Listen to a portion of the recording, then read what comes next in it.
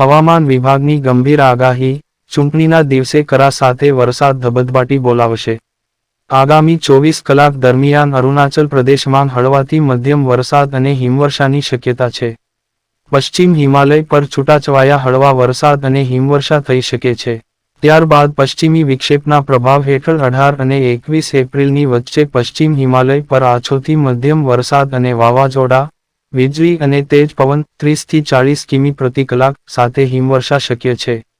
19 એપ્રિલે પશ્ચિમ હિમાલયમાં છૂટાછવાયા ભારે વરસાદ અને હિમવર્ષા થઈ શકે છે.